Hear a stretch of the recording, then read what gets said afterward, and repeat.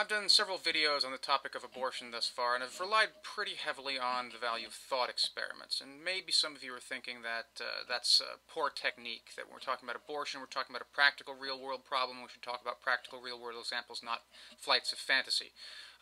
Okay, let's talk about some actual cases that create some serious problems for the pro-life position, shall we?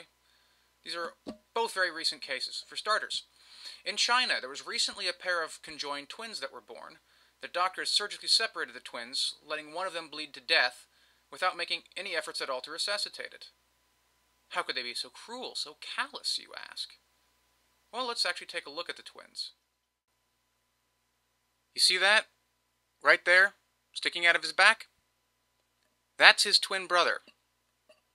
That's right, his twin brother is a penis on his back. This is a case of what's known as fetus in fetu.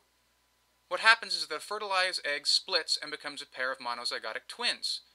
Now, traditional pro-life reasoning says that each twin is alive, each twin is human, so each has a right to life, right? Well, sometimes one fetus actually absorbs the other into its body. The absorbed twin doesn't die, it just fuses with its sibling. So that penis on that baby's back is both alive and human. So it has a right to life, right? Hence, when the surgeons cut off the penis and let it die, they committed murder, didn't they? Do pro-life people honestly want to accept that conclusion? I don't think they do, but I don't think they have a choice. The exact same reasoning that leads them to the conclusion that a fertilized egg is a person leads them to the conclusion that this penis is too. Just one more example of Mother Nature's extreme liberal bias. But wait, it gets worse.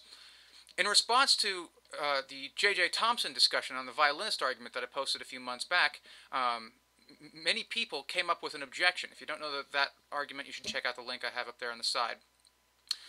One response to the violinist argument is to say that there's a difference between the violinist and a stranger and a woman and her fetus, namely that the woman is the mother of the fetus. There's something special about that maternal bond that gives the mother a particular obligation that we don't have to strangers. Okay, well, if that were true, then it would be okay for a woman to have an abortion if the fetus wasn't actually her child, right? That might seem like another thought experiment, but it isn't.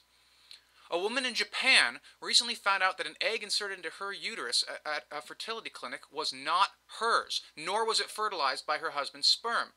The clinic made a horrible mistake, and to their credit, they owned up to it. So, could it be the case that this woman can have an abortion since the fetus is not her child? It's a stranger in all possible senses of the word. Or think about the case of several surrogate mothers recently. Turns out that the brokers that were handling the financial aspects of the transaction defrauded the parents and absconded with the cash. In other words, the parents violated their contract. So these surrogate mothers have no contractual requirement to keep the babies. And since they are not the mothers of these babies, they are just like the violinist, total strangers. So how about it? Can these women have an abortion?